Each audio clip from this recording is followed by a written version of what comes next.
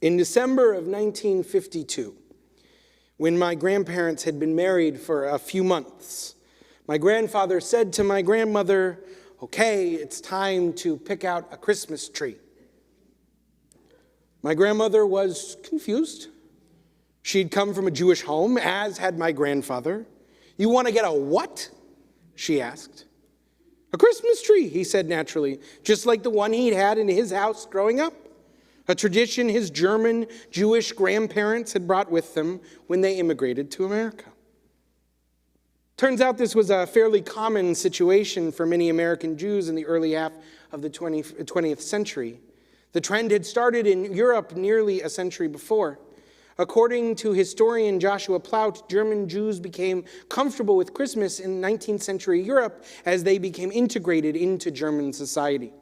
Unlike their Eastern European brethren, emancipated German Jews did not live in ghettos and were not afraid to venture out in public during the Christmas season.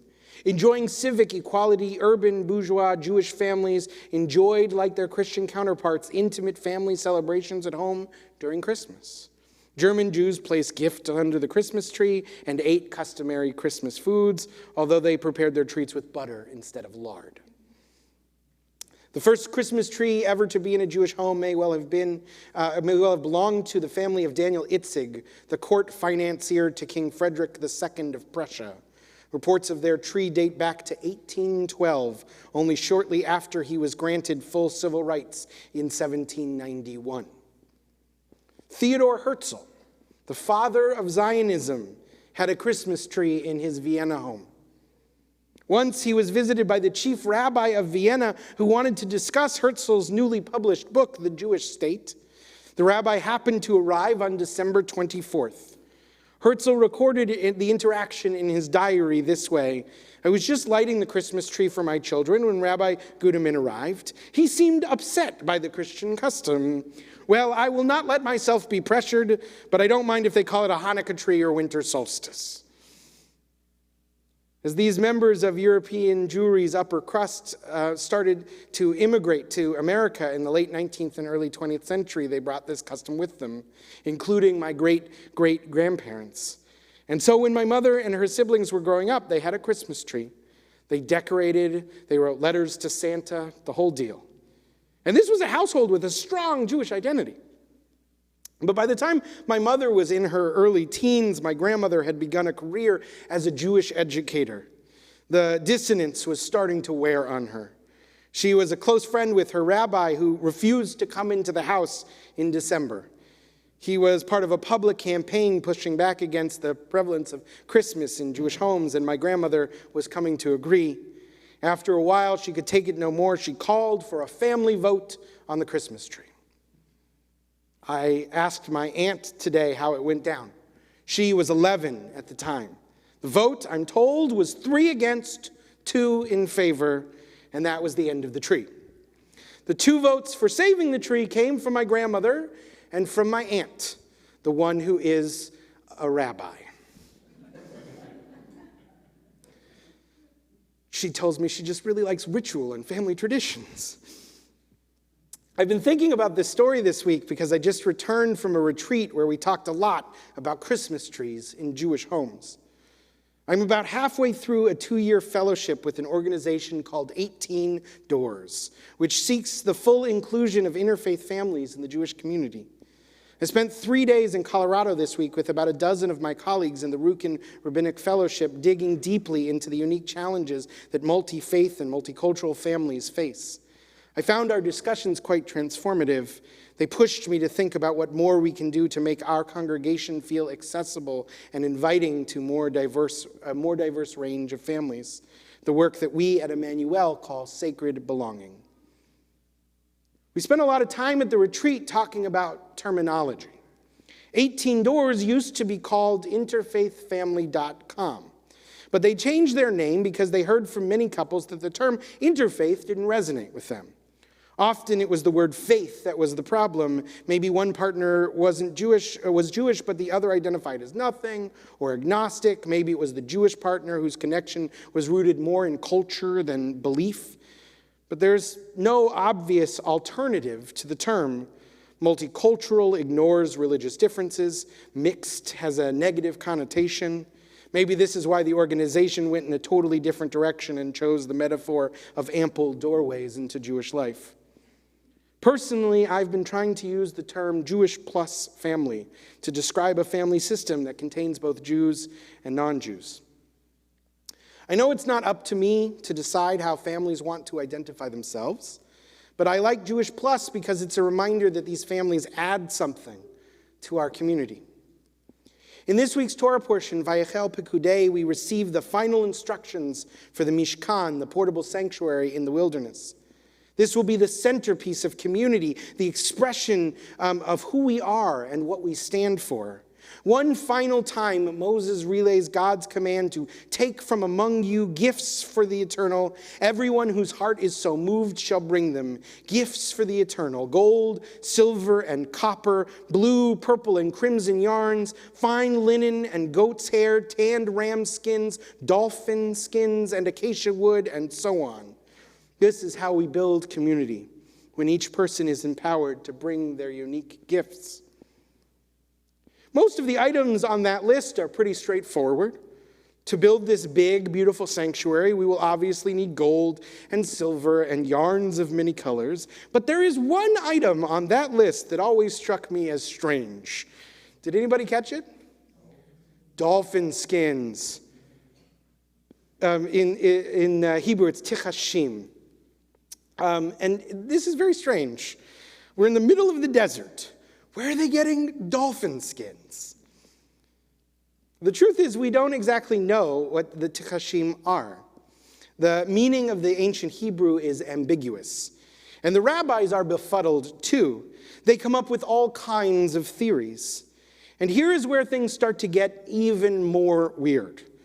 Rashi, for instance, says it was a magical, multicolored creature that only existed during the time that the Israelites were building the Mishkan.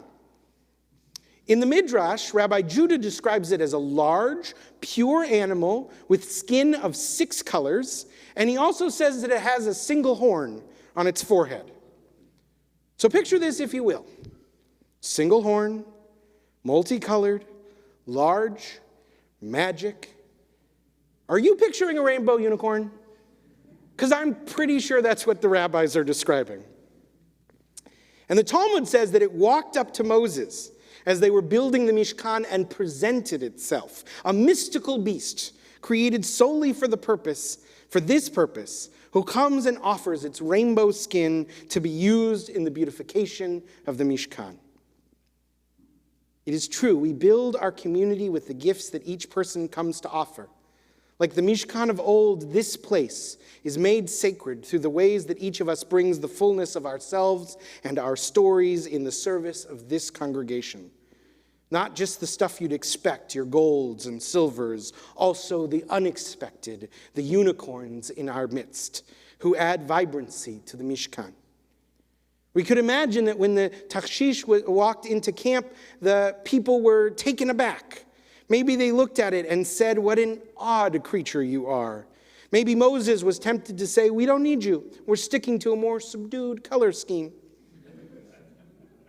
But he didn't. He understood what was being offered was something we didn't yet have. An outside perspective, a different approach, something that could only exist for a moment, something we would be incomplete without. And so, when the Tarshish came knocking with his big, beautiful horn, Moses said yes. We heard powerful stories at our retreat about what happens when we say yes. We heard about what it means to folks to sit in our holiest services, Yom Kippur, or a Passover Seder, or a B'nai Mitzvah, and to connect with their own heritage and to ours, who find meaning and offer new insight. We heard about people who are so moved by Judaism that they choose to convert, and we heard about a great many people who are happy not to convert, who practice maybe some Judaism or another faith or nothing at all, but who see themselves as Jewish allies and know that they are a part of the Jewish story. We heard stories about the non-Jewish partners who drive to religious school, who serve on committees, who ask tough questions and think of creative answers. And we heard stories about how it feels to be told no. We spent our day a whole day at the retreat learning from Dr. Samira Mehta, who studies Jewish plus families and who wrote the book Beyond Chrismica, the Christian-Jewish interfaith family in the United States. She taught us about the history of the approach of our movement of Reform Judaism, in which what we've taken on the subject of interfaith marriage. In the 1980s and 90s, as the rates of interfaith marriage were rising, Reformed Jewish leaders shifted their focus from stemming the tide to welcoming families in. More rabbis began performing interfaith weddings, but many had strict rules about the homes these couples could build. To get married by a rabbi, you had to agree to have a Jewish home. And a Jewish home could not have a Christmas tree. And so many loving Christian partners gave them up. Dr. Mehta told us her own story as a convert to Judaism who had grown up in an interfaith Unitarian and Hindu family. For the most part, she loved her Jewish identity. She was chair of her synagogue's ritual committee. But giving up the symbols of Christmas was hard for her.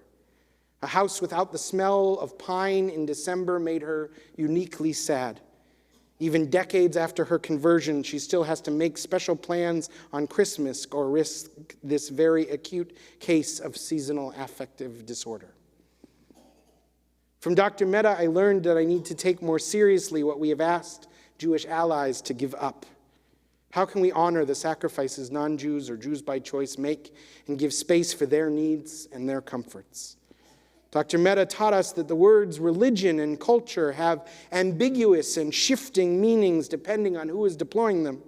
Is a Christmas tree a religious symbol or a cultural one? And if it's purely cultural, does that mean it's easy for a non-Jew to jettison? Or does that mean it's okay for a Jew to have in their home because it's a non-religious symbol? This is the tension implied by the stories of Theodor Herzl and Daniel Itzig and my grandfather. But for them, these were not theoretical issues. These were family traditions, full of meaning and joy.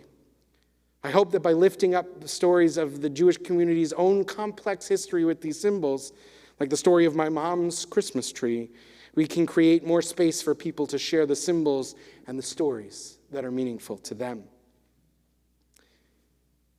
It's not easy to welcome this rainbow unicorn. You have to adjust your color scheme. You have to rethink your design.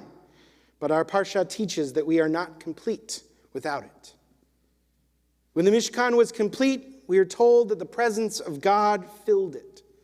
When we embrace all the gifts offered by all the members of our community, we invite sacredness to suffuse everything we do. This means celebrating difference in all its forms, all the colors and textures that add richness to the Jewish tapestry.